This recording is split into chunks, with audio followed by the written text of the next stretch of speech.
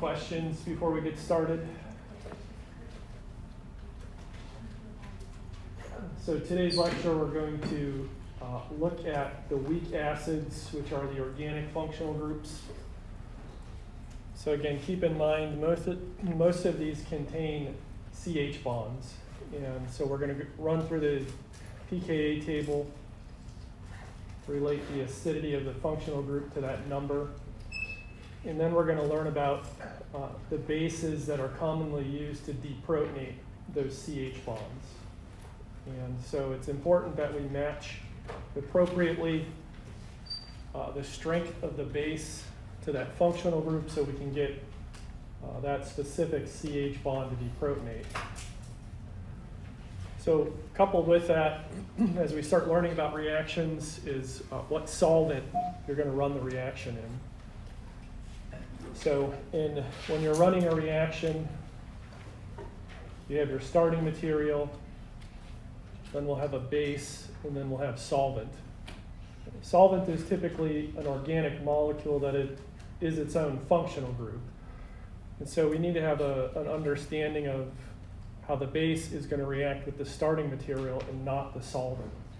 So those things have to be matched. And then depending on how far we get today, we'll start with nomenclature of alkanes.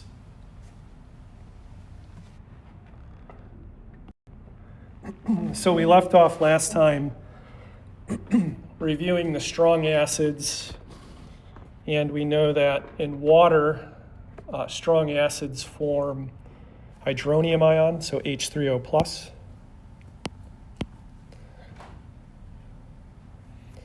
So any strong acid in water forms that conjugate acid, hydronium ion. And as we learn more reactions, we'll see where that is used as a reagent. But the majority of the functional groups that we've learned are weak acids. And so again, they lie within the 0 to 50 on the pKa range. And so as I said, what we'll learn about is what base is appropriate to deprotonate that functional group. The other thing I want to highlight here, so that the pKa scale, remember, is a log scale. So when we're talking about differences on the pKa scale, remember that if the difference is x, the acidity difference is 10 to the x. So for example, if you have a pKa difference of 3, that really means 10 to the 3 or 1,000.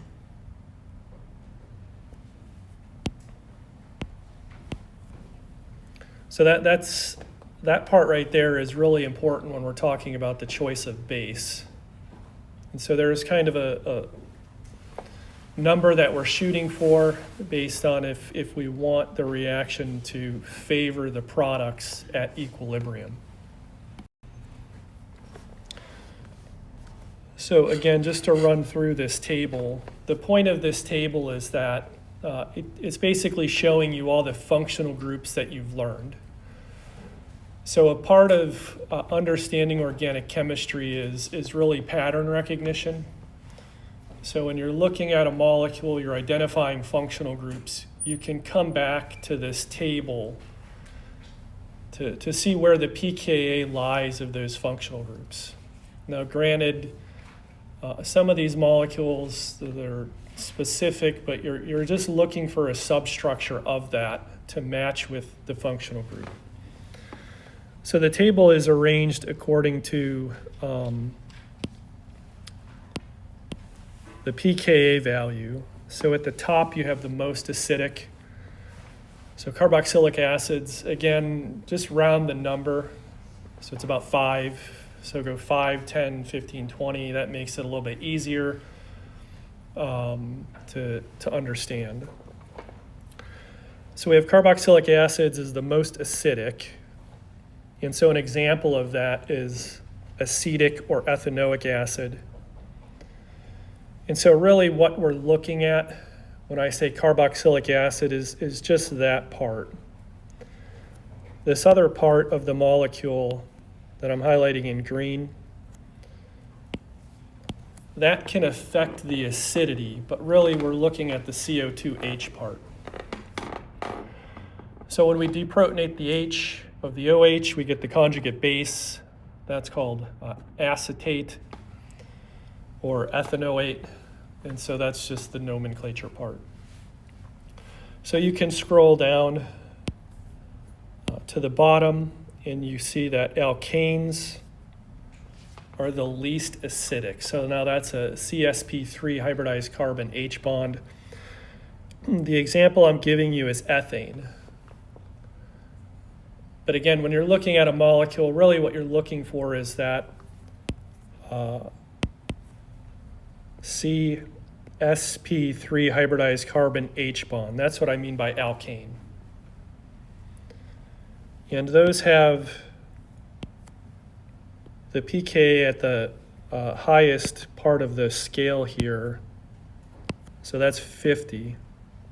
So 50 is very weak.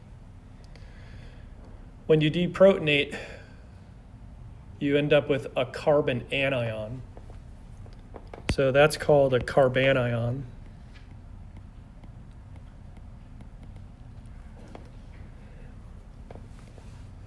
And so what we'll find is, based on the inverse relationship between acidity and basicity, that carbon anion is one of the strongest bases you can have. And so those are actual reagents that we use when we have something that's weakly acidic. So what we're going to focus on is looking at these different functional groups, and then we'll take a select few of these bases. How can we match these bases to deprotonate these functional groups? And so really in terms of the math, you're looking for a pKa difference that's greater than 5. And so we'll explain that logic as we go through the first part of the lecture today.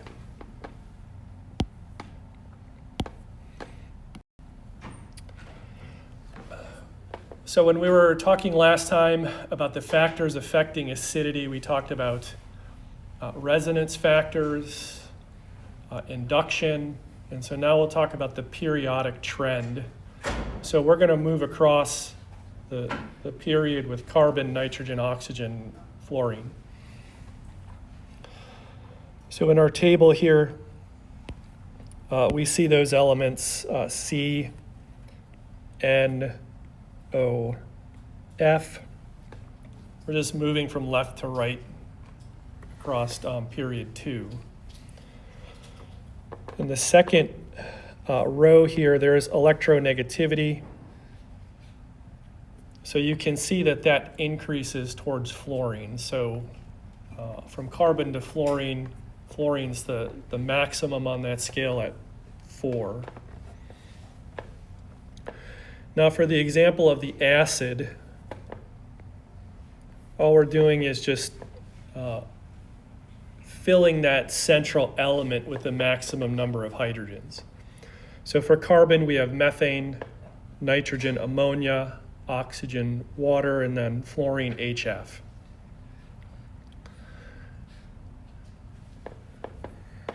Then in the pKa row, all I did was go back to the table on the prior slide. So methane is an alkane. It has a pK of 50. Ammonia has a pK of 38. So when I say ammonia, NH3, you can really think of that as any amine that has an NH bond. You're just substituting H's for something else. Water is about 16, actually. This should say 14 for water. So water, we can generalize that to alcohol. So alcohols have a OH, or one of the H's of water has been replaced with carbon. And then finally, our mineral acid HF is 3.2. The trend moving across that period for the acid strength is that it increases.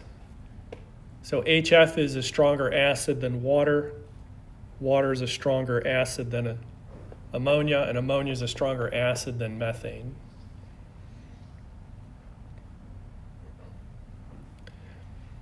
So if we were to remove a hydrogen from each of those central elements, we get the conjugate base. And so notice all of these, we're starting with a neutral acid. We deprotonate, and then we end up with a negatively charged conjugate base. So the central element, the C, the N, the O, and the F all bear the negative charge, and that's just calculated using the formal charge equation that we learned in Module 1. Now, this is the important part. You see the base strength? So that trend now runs in the opposite direction. So for example, for methane, methane is a weak acid, but the conjugate base is very strong. For HF, that's a strong acid. The conjugate base, F minus, is very weak. So the inverse relationship is something that you always want to be thinking about as we start selecting reagents to run reactions. So a strong acid has a weak conjugate base. A weak acid has a strong conjugate base.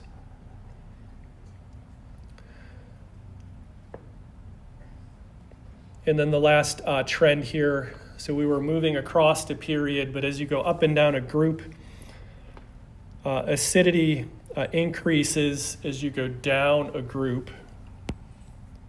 So the example of that was FClBrI.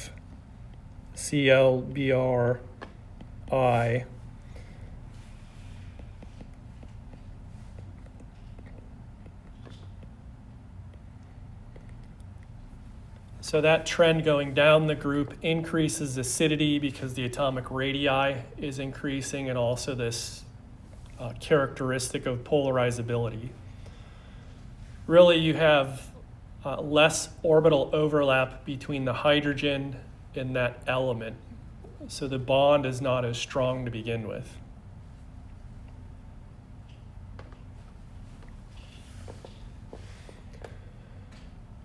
So that is a summary of the periodic trend based on the central element.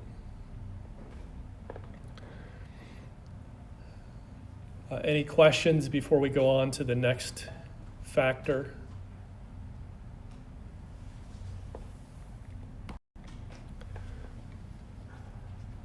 So because we're talking about organic functional groups,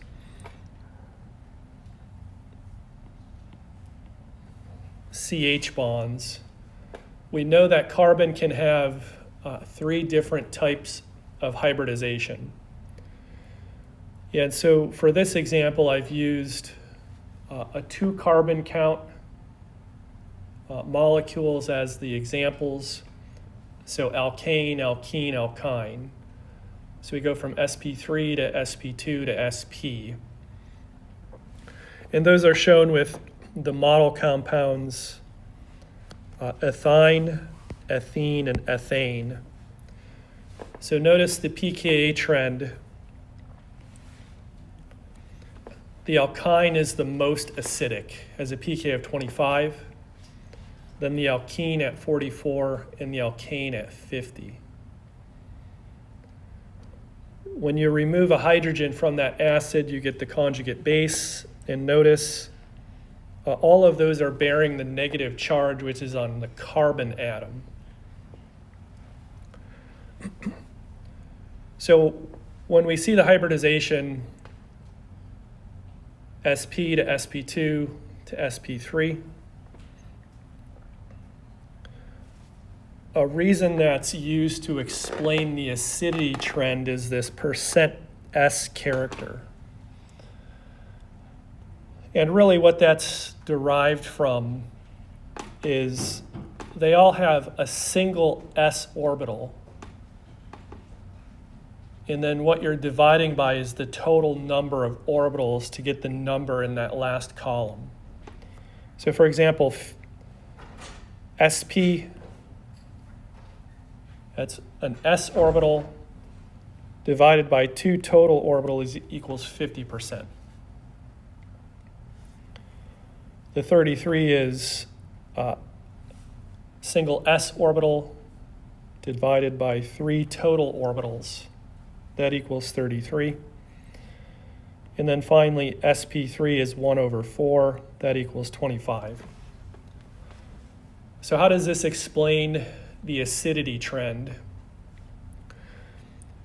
So the s orbital is spherical, and that's closer to the nucleus. So the p orbital, remember, is dumbbell shaped. It's a little bit farther away. So an sp orbital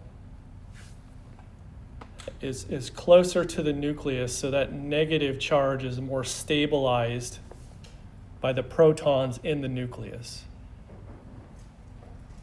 As you grow out from sp2 to sp3, the negative charge is moving further away and it's less stabilized.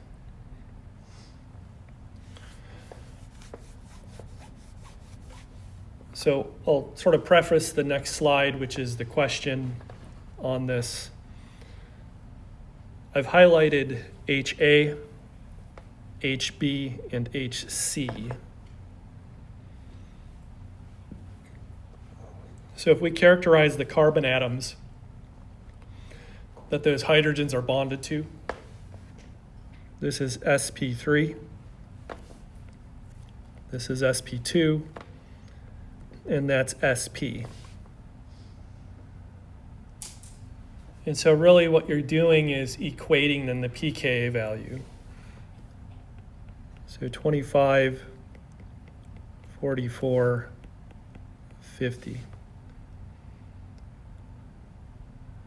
I have, the molecule shows this alcohol down here.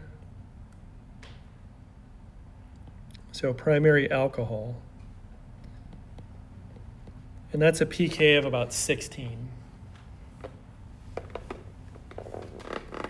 So if you treated this molecule with a base, the first functional group that would be deprotonated is the alcohol.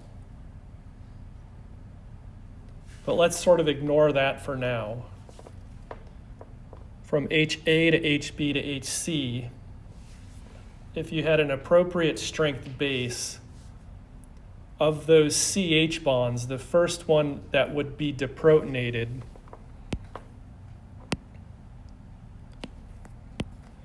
would be HC, because that's the lowest pKa. So we're thinking in sort of the direction from 0 up to 50. As you walk that scale, whatever number you hit first, that's the functional group that gets deprotonated first. And the consequence of that is ultimately telling you where a reaction will happen first. So that demystifies any confusion about, I have all these functional groups, where is a reaction taking place? So we're not really just throwing a dart at the wall and it lands anywhere. We can say specifically it's going to happen here because of this reason.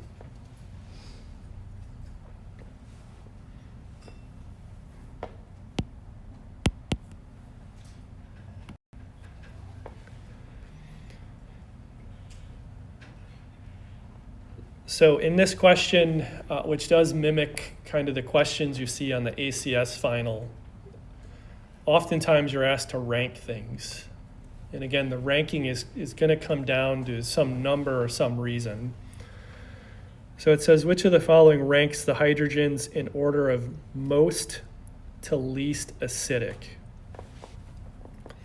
So as we saw, what we can do is just rank with pKa numbers.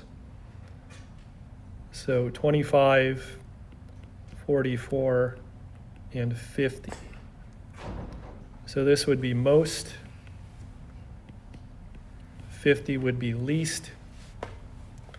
So when we're looking at the responses, HC has to be number 1. So that eliminates choices B and C. And then HA has to be last. So that would eliminate A, and that would give us D as the proper response.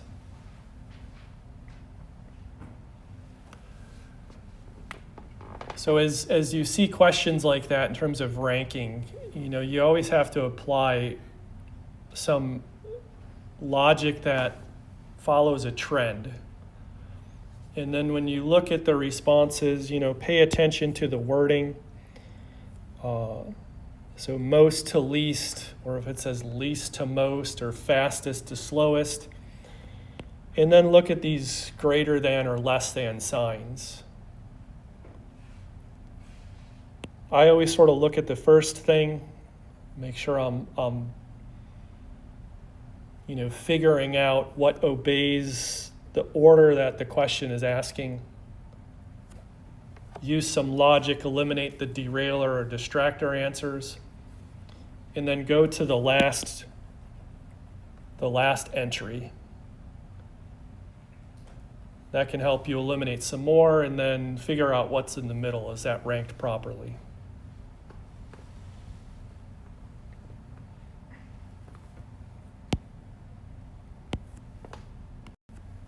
Questions?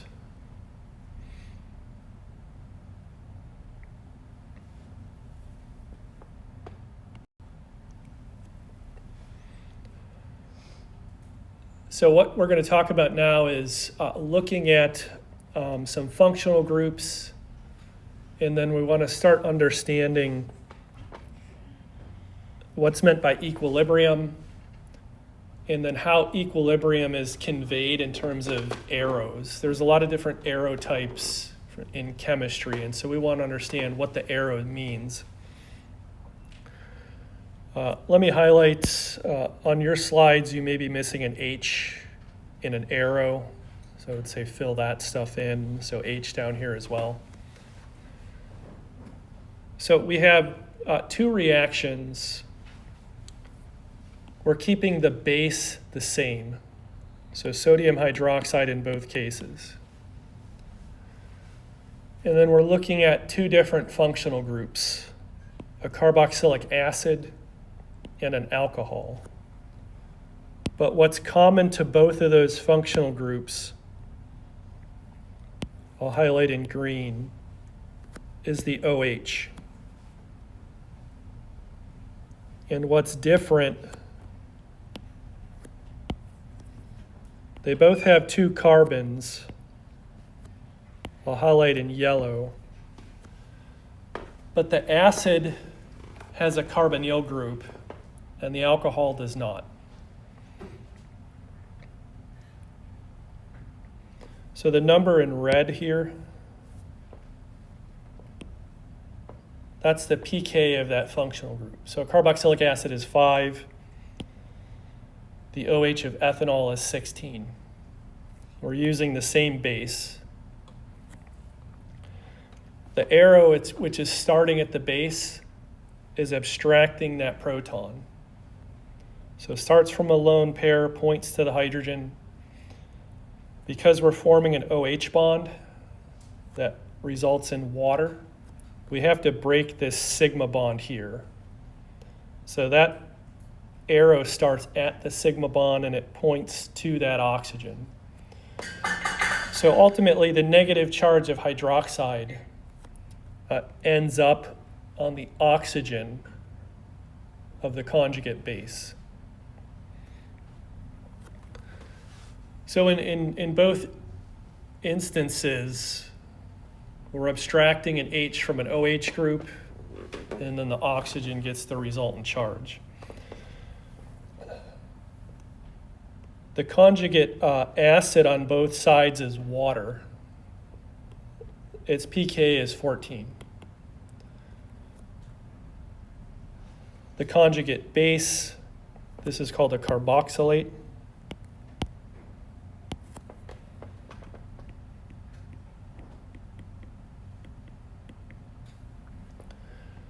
And then for ethanol, it's called an alkoxide. So the difference now, if you look at the arrows, I've drawn the top arrow as sort of a one-way street.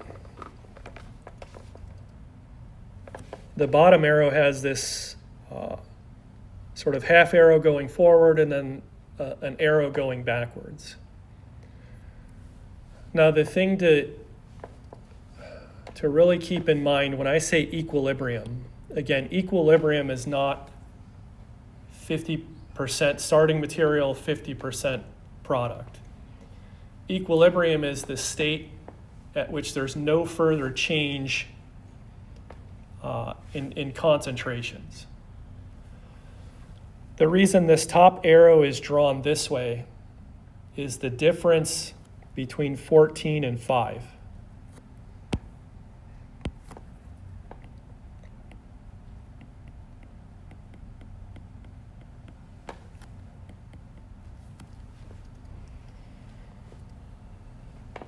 So it's a pKa difference of 9. But remember, that's a log scale, so it's actually 10 to the 9. It's a pretty big number. And as we talked about from these equilibrium equations, that's a huge difference. So it favors the products.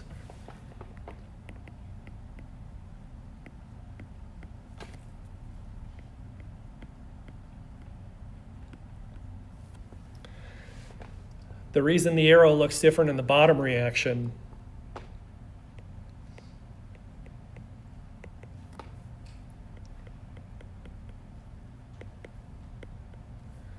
so it's a difference of -2, but we're just going to take the absolute of that. So really, it's a 10 to the 2, 10 to the power 2 difference. So what that means is this base is really not strong enough to fully deprotonate that alcohol to only favor products. Because once you form this, what can happen is the alkoxide can just go back and deprotonate the water. So you're getting a back and forth of this rather than just favoring the products. So to go from the bottom arrow to the top arrow, you really need a difference in the pKa values of about 5 or greater. That will tell you that the products are favored at equilibrium.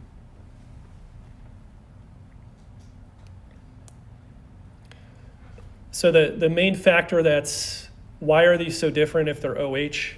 It's really that carbonyl group. We want to understand the influence of that sp2 hybridized carbon in the carbonyl group versus this sp3 hybridized carbon in the alcohol.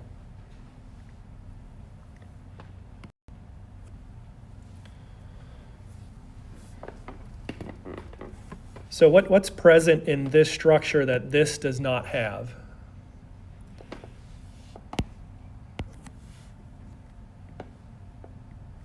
For the top one, we can draw a resonance form where a lone pair of electrons is then delocalized onto the other oxygen.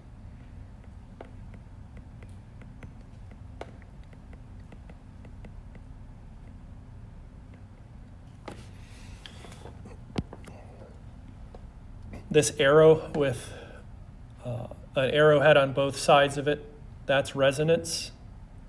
So again, that conveys something different than this reaction arrow, than this sort of back and forth equilibrium arrow.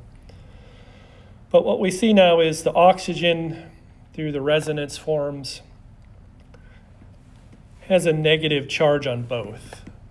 And so it's spreading out the misery in a sense.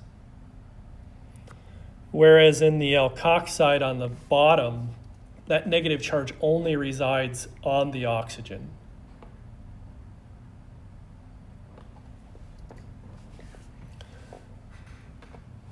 So again, for acidity, there's a lot of factors that influence it. You have resonance, induction, the periodic trend, hybridization. All of those things come into play when we're trying to understand the acidity of the different functional groups.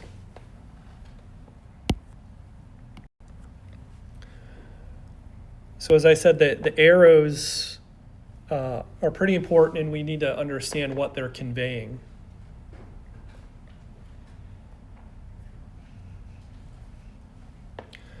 So a forward reaction, which is drawn from left to right, that really means the products are all favored at equilibrium. When you have these sort of even looking back and forth arrows, the side of the equilibrium really isn't specified in terms of what is a greater concentration. The next two, depending on the length of the arrow, so the forward arrow here is longer. That means you're forming more of the product. When it goes the other way, so it's pointing towards the reactants, you're only getting a little bit then of the products. And so again, from Le Chatelier's principle, you have to disturb the equilibrium somehow if you want to move it towards the products.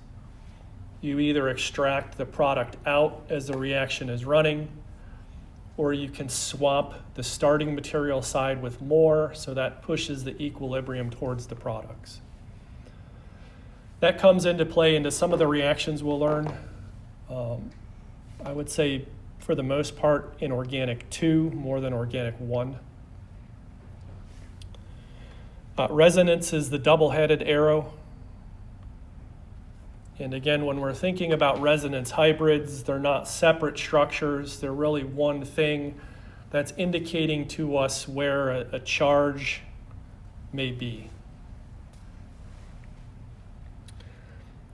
The curved arrows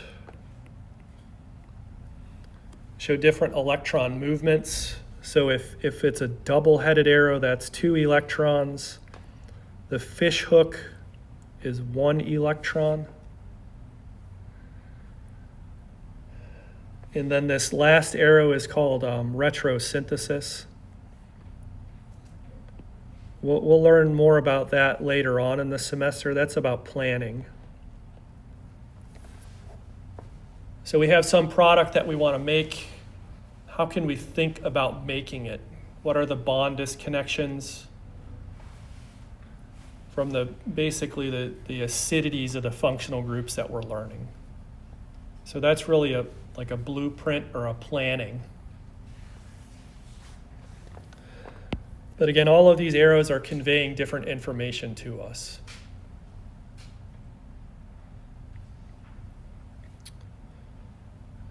Any questions?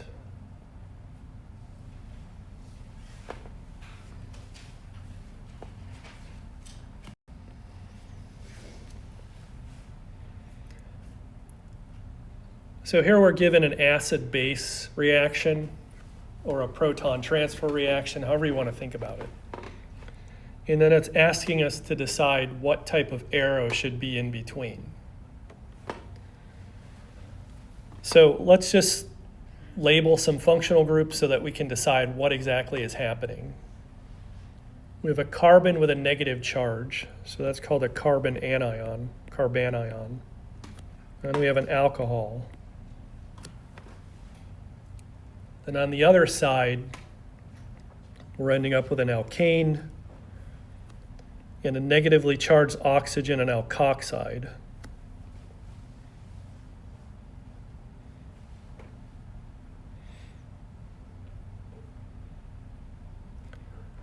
So on the reactant side, the carbanion is showing a negative charge. So that's going to be a base. The alcohol is going to be an acid. On the product side, the 6-membered ring alkane is now the conjugate acid. and the alkoxide is the conjugate base. So let me just redraw this so I can expand out the OH bond of the acid. So if we show the proton transfer starting from the base, it's going to extract that hydrogen, then we break that sigma bond. And those arrows show how we end up with the two products. So I'll draw it in. So this H becomes that H. So how do we determine what arrow?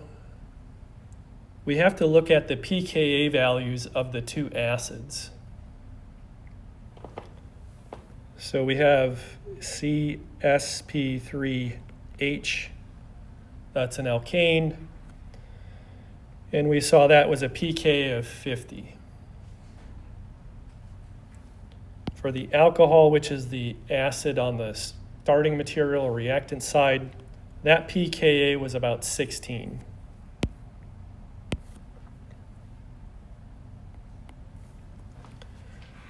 So if we take the difference of that,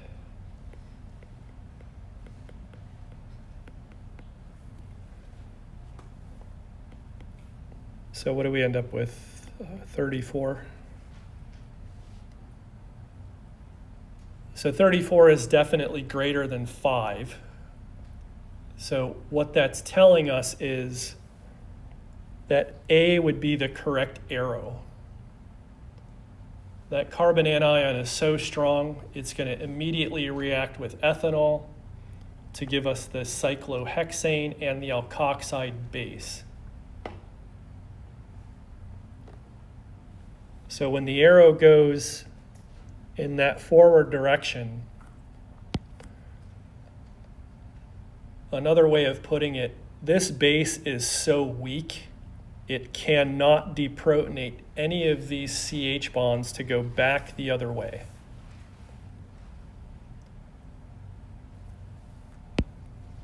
Choice B is a resonance arrow, so we can eliminate that. It's not resonance. We know from the pKa argument, choice C is not going to happen. And choice D is not viable either because this does not set up a back and forth equilibrium. It's a one-way street.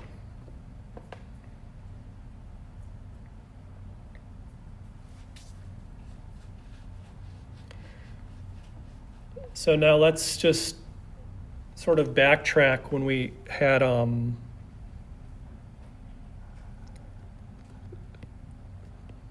ethanol and then sodium hydroxide as our base.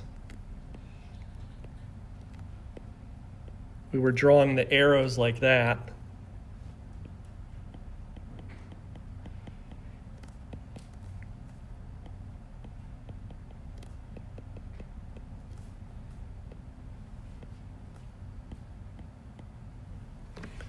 Because the pKa difference, 14 and 16, it's not beyond 5, so you get this back and forth between the starting material and the products.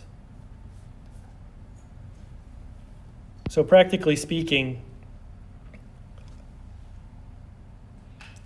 the top case, if we wanted to generate just that alkoxide base, we would use those conditions. If we run a reaction with these bottom conditions, what is that telling us? In the reaction, we have 4 species because they're all present there in equilibrium. Sodium hydroxide, ethanol, the alkoxide, and water. And that's really not good because if we want to use the base to do some other reaction, there's these 3 other things in there that could possibly compete. Whereas in the top case, we've generated a base. We can then take that base and do something else. So the point of this is you really want to form one thing and have it do its own thing after that, rather than this just mixture of stuff in the flask.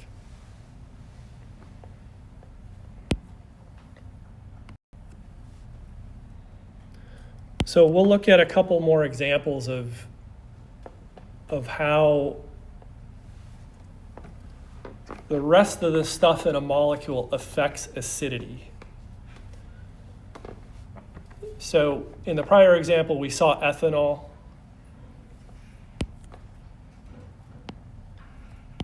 So there's that OH bond. And then we have this other stuff bonded to it in yellow. Now here's another example of an alcohol with an OH bond. And then here's all this stuff bonded to it, highlighted in yellow. So ethanol has a pK of 16, kind of your standard alcohol. Notice this alcohol now, phenol. Is that more or less acidic? That's more acidic. It's a lower number. But again, the question is, you have OH and OH. So how does this ring increase the acidity of the OH bond? So to answer that, let's do the acid-base reaction on it and then see if that can help us explain why. So say I'm going to take this sodium hydroxide as the base. I'm going to deprotonate that OH.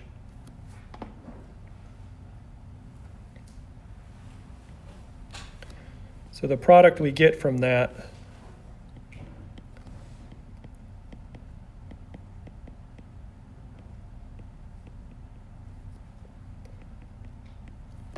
is now that alkoxide plus water. So if we look at the negative charge there, that negative charge can be delocalized through resonance.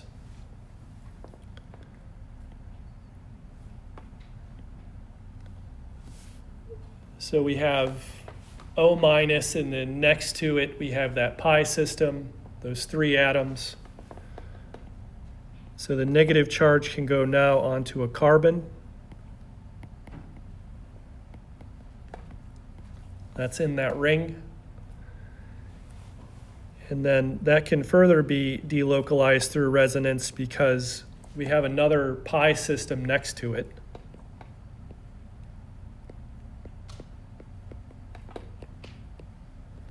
And then we can draw one more resonance form.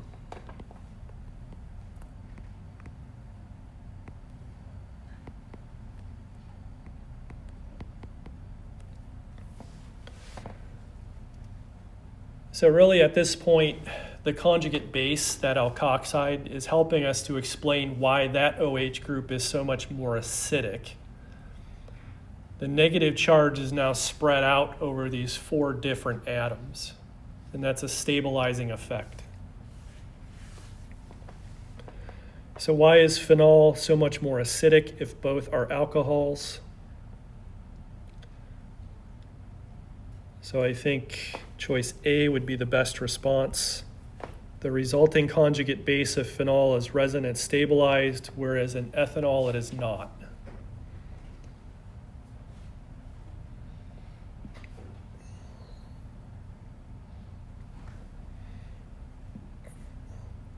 So again, the big picture of this is you have your functional groups, but then you need to understand the factors that are affecting acidity. So resonance, induction, periodic trends, hybridization.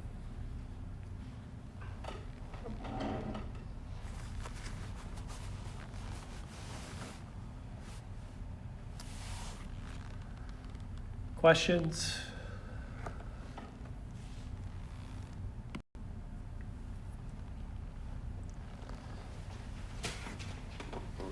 So this is the structure of morphine. So morphine is an analgesic. That means it's a painkiller. It's isolated from the poppy plant. It's a naturally occurring compound. So if you've ever been to the doctor on the wall, they might have rate your pain, and there's these faces, like happy face, sad face, and like really painful face. So morphine is kind of the benchmark in terms of pain killing. And pain is a perception, right? We all perceive pain in different ways. So morphine is the benchmark. It's sort of set to 1. And then there's derivatives of it that are stronger. And those are all synthetic compounds. But they have the morphine skeleton. And so within this, we have a lot of different uniqueness sets for hydrogen. But if we were to treat this compound with a base, the question is what hydrogen would be deprotonated first? So what's the most acidic functional group? So we have a lot of CH functional groups, but then we have these 2 OH, and we know that OH is alcohol. So we have one OH here in red, and then another one here in blue. We can now recognize this OH as part of a phenol, and this one as part of a secondary alcohol. And we know from the pKa scale, as we're marching from 0 to 50, we're going to hit 10. So this has a pKa of 10 before we hit the other alcohol, which is about 16. And then all the other CH bonds, there's no alkynes, but there are alkenes. So for example, these H's would be about 44. This H would be about 50. So we're going to hit 10 before we hit 16. So the OH of the phenol gets deprotonated first. And then what does that allow us to do? So the big part of organic chemistry, now that you know the functional groups, how can you change them into other things? This is allowing us to selectively run a reaction at this OH group first. So say maybe you're doing a study where you want to see how does the changing those functional groups influence the pain-killing ability of morphine. If I remove that OH group and put something else there, is it more potent or less potent?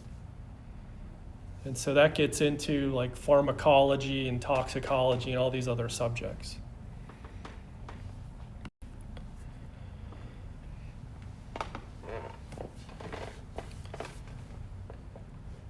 So one question you might have is, why are OH bonds more acidic than CH bonds? What's the reason for that? So I've highlighted A, HA, HB, HC, and HD. So it says HA and HB are bonded to carbon. And so again, we can say 45 to 50. The numbers are fuzzy in the sense that, you know, pK is really specific to the functional group, so you don't want to get caught up on like a specific number. So just keep in mind these things are like ranges. The carbon and oxygen atoms that have HA, HB, HC, and HD are all the same hybridization. So what explains why CH bonds are more acidic, or excuse me, what explains why OH bonds are more acidic than CH bonds? So we have 10, 16, 45 to 50, 45 to 50. So the atom hybridization, whether it's C or O, is sp3, that's constant. So a reason we can use to explain why OH is more acidic than CH is electronegativity. So once you deprotonate, the O is better able to stabilize the negative charge than the carbon is. So OH acidity is greater than CH due to electronegativity.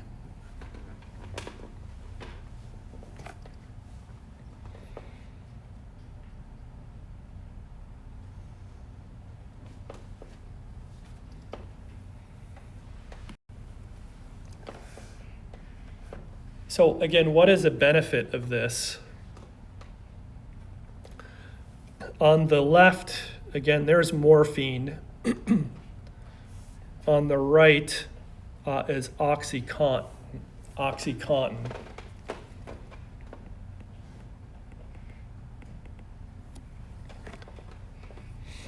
And so OxyContin falls within this class of compounds called opioids. And so if you pay attention to like the news and health issues, there's this opioid epidemic where basically these painkillers are overprescribed and then people get addicted to them. So when you're in pain, you want relief, and essentially this molecule goes to a receptor and it sort of gives you that relief. But again, morphine's not the most potent analgesic, and so that's why these derivatives exist. And so I've highlighted 3 changes that have been made. So we can see at site 1 here, we just have sort of your normal alkane, right? Then in OxyContin, that H has been substituted. Now we have a tertiary alcohol. At site 2, we have a secondary alcohol that has now become a ketone. And then site 3, which was that phenol, has now become an ether. So just through the change of those 3 functional groups on the morphine skeleton, this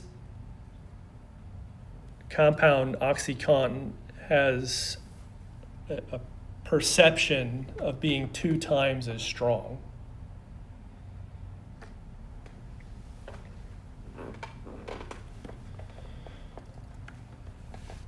So while OxyContin is based on the morphine skeleton, there are other analgesics that are known that are synthetic. So fentanyl is one that's commonly heard of in the news about smuggling across borders and this, that, and the other. Fentanyl is a completely synthetic compound. It's not based on morphine, but it has structural features that sort of fit into the receptor where morphine is activated. And fentanyl is, you see these different pain scales. So OxyContin is twice as potent. Fentanyl is claimed to be 10,000 times as potent as morphine. So that's heavy duty, right? Which means, like on a per mass basis, the amount of fentanyl you would need as a painkiller is very tiny. And what's the benefit of that? Well, you don't have to administer as much. So keep in mind with all of these compounds, if there's 8 billion people in the world or something, and you need to make significant quantities of a prescription drug, like metric tons, that takes a lot of resources. So the less of an amount you have to prescribe, that's better because you can serve more people then. So one of the reasons why fentanyl is so controversial, again, is because people don't just take fentanyl by itself unless they're in end-stage cancer where it's like, okay, then nothing else is going to work. But for the illicit use, it's cut into other things to make it more addictive.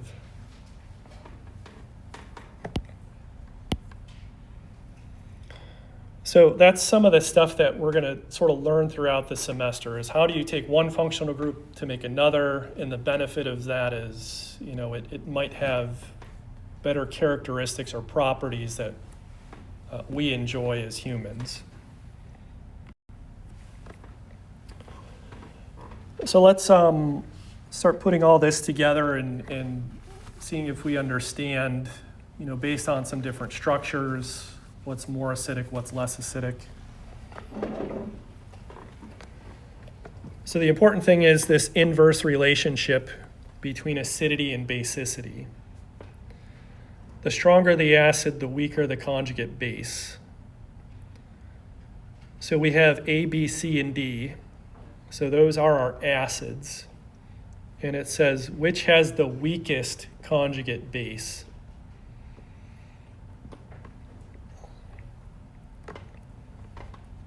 So I heard A. So how did we arrive at that? Let's identify the functional group and then assign a pKa to it. So OH of the acid, that had pKa of 5. OH of the alcohol was about 16. Now we get to this ketone. The ketone has 3 unique sets of hydrogen. So H, H, and H. They're all sp3 hybridized, but there's a slight difference.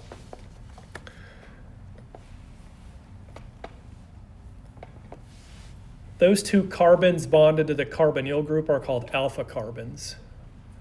So while all of those sets look like alkanes, the alpha carbons are of increased acidity.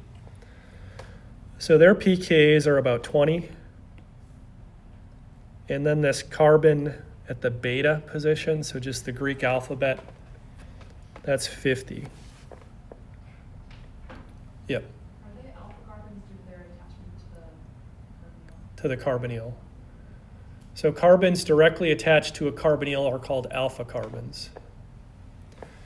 And then finally for butane, we have 2 unique sets. Those are both 50.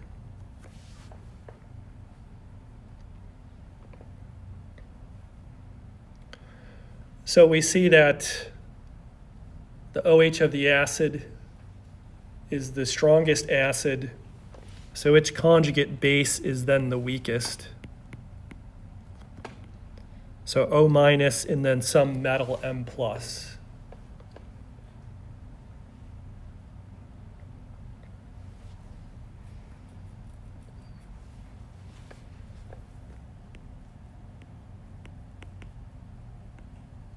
So strongest acid,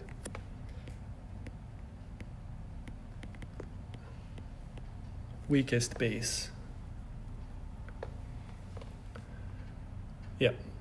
And the ketone, which of the hydrogens will be deprotonated if a base was there?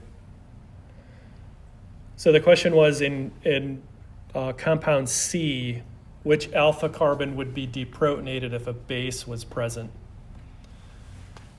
So we'll get to that hopefully today, maybe in like 5 or 10 minutes. But that's a very good question because you have a choice, right? You have 2 alpha carbons, one has CH3 and one CH2. And remember what I said before is you want a reaction to take place somewhere very specific. So how do you decide then? Is it the methyl group or the methylene? Ultimately, it comes down to what base you're using and then what solvent you're using in the reaction. So which has the strongest conjugate base? So this one has to be D, because you have these H's with pKa's very weak acids.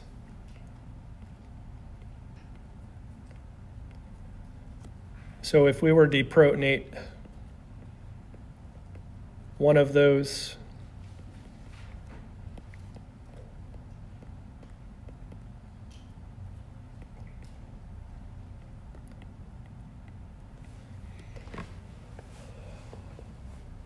CSP3 H bonds, those are weak acids. We form the base. That's a very strong conjugate base.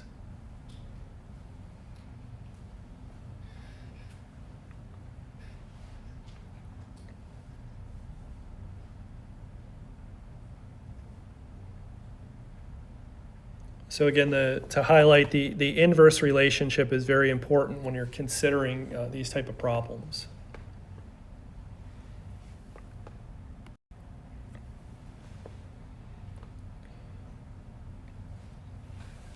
So on the next slide here, we're going to talk about the inductive effect. I think we might have touched on this a little bit before, but let me highlight in green the OH, OH. So that's the acidic hydrogen, the OH. But then as we see here, as I'll underline in red,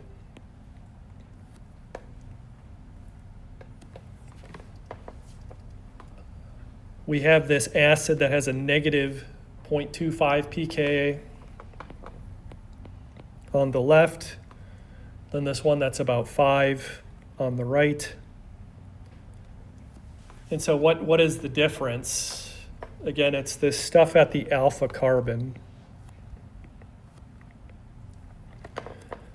Over here we have 3 hydrogens. And then as we move from right to left, you see we're substituting H for fluorine. Now you have this electron withdrawing group. So electronegative element, fluorine. So we attach 1, then 2, then 3. And so as I'll draw in the blue pen here,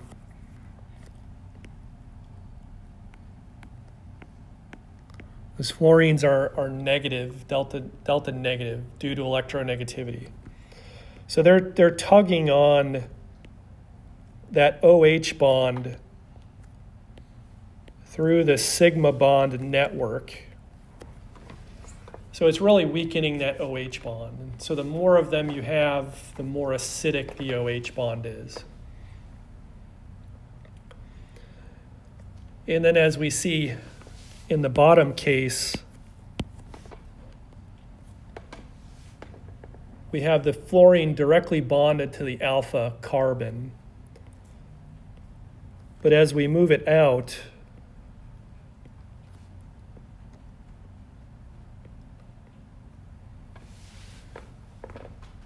that effect drops off because that heteroatom is now many bonds away from the OH bond. And so the pK of this one on the right, again, that's probably about 5 because it's so far away, it just looks like a normal carboxylic acid.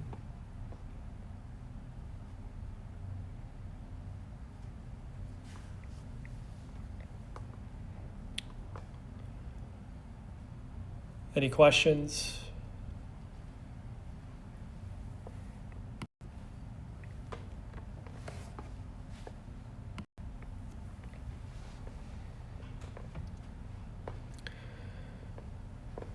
So I brought up this concept of the alpha carbon, and so I want to go through that with two reactants starting materials. We have diethyl ether and ethyl acetate. So an ether and an ester. The diethyl ether has 2 unique sets of hydrogen, CH2 and CH3. And so I've put the pKa numbers in red. You can see that it's 50 and 50. Now, if we look at this carbon, I'll highlight in blue. Notice it changes from sp3 to sp2. And then this value here, see how it drops considerably? So how do we explain the effect of that highlighted blue carbon on the acidity of that methyl CH3 group? So any carbon bonded to a carbonyl is called the alpha carbon. And we can see that in the ester, it's 10 to the 25 times more acidic. Again, what's the reason if both of those are sp3 hybridized? So let me draw the acid-base reaction that's going to happen. And then from that conjugate base, we'll understand why.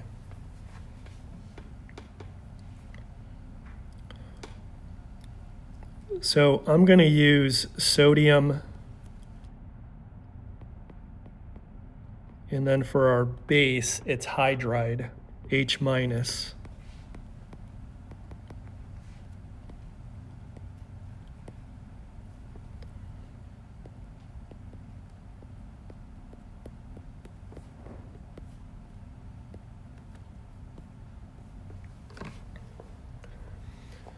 So our base is going to abstract that hydrogen. So the arrow starts at the lone pair, points to the H.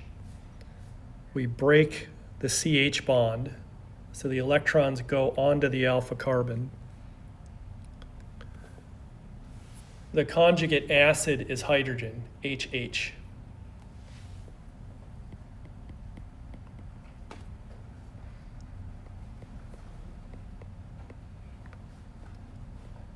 The negative charge is on the alpha carbon. The sodium metal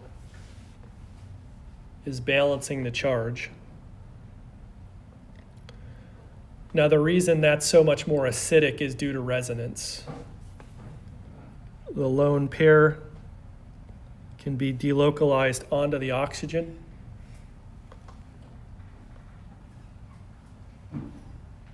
So I might be running out of room here, we'll see. Okay. So now the oxygen has the lone pair.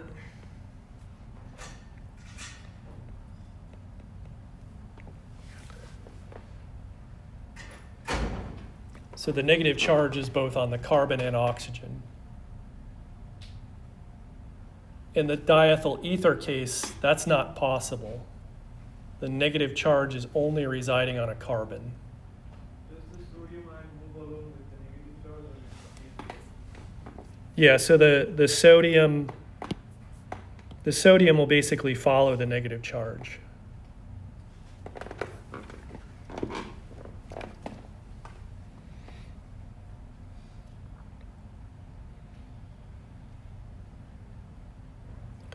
So again, this is an example of, you have 4 total carbons in an ether. You have 4 total carbons in an ester. How does hybridization and functional group change the acidity when you're looking at these small differences between the functional groups? So I mentioned sodium hydride, and what I want to do now is, in the last couple minutes here, start talking about how do we match what base to use given the functional group we're trying to act upon.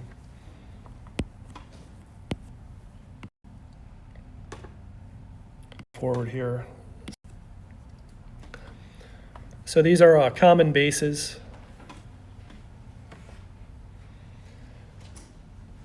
What's common to all of them is that they're formally negative. So all of them have this metal counterion. So in this case, I'm showing sodium or lithium. You can have potassium bases as well. Again, that's just a spectator ion that's balancing off the negative charge.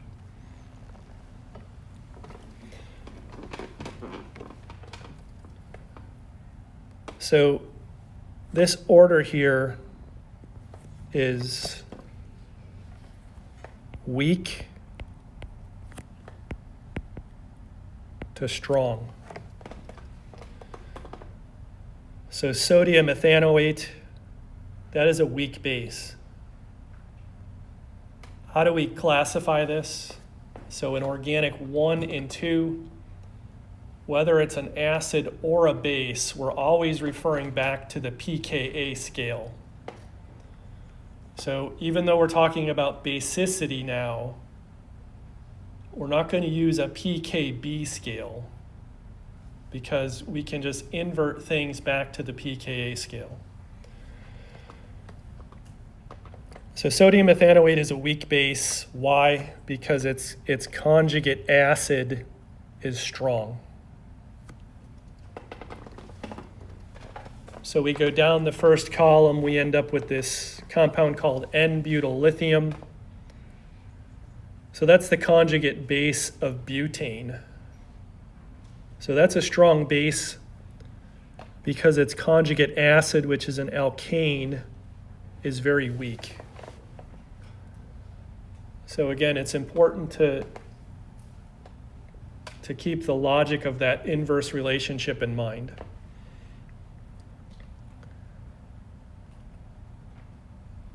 So really, I would say the line that we can draw is probably right here.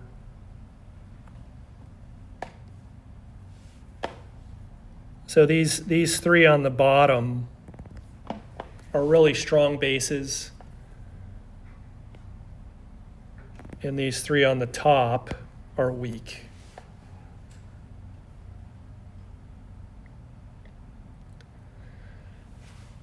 And so when you have a functional group and a base, you want those to react with one another. But in the practical sense, anytime you run a reaction, there's solvent present.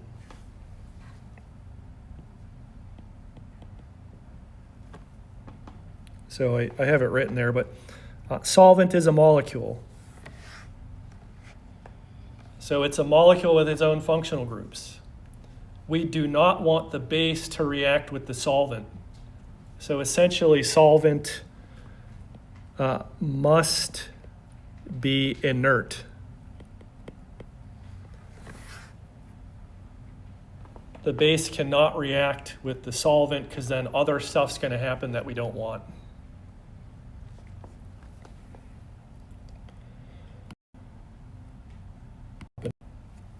So the next table here, all we're doing is we have the same table, but we've added this last column with what is the appropriate solvent that we can use for these bases.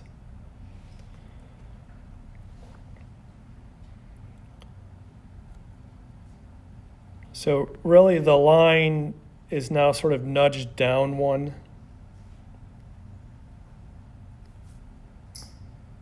For the first four, really you're just using the conjugate acid of the base that you're generating. They can coexist because they're weak. But the last two, since they're very strong, you have to use an inert solvent.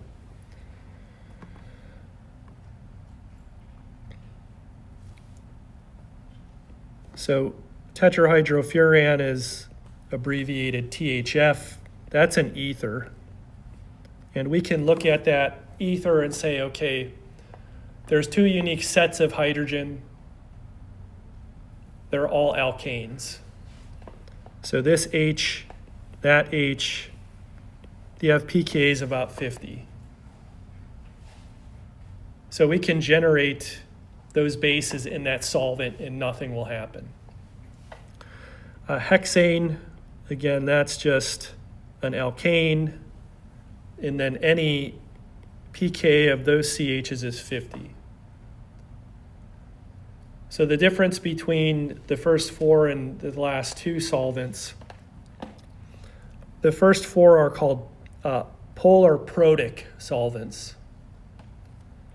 That means you have an XH bond, whether it's OH or NH. The last two are aprotic. there's no OH or NH. You just have CH bonds. And we know that CH bonds are relatively weak acids, so they should not react with any bases. So we didn't get done with acids and bases yet. We still have to go over some more stuff. How are we going to match things to the functional groups? So we'll do some of that, and then next time we'll start with the alkanes and their nomenclature and physical properties.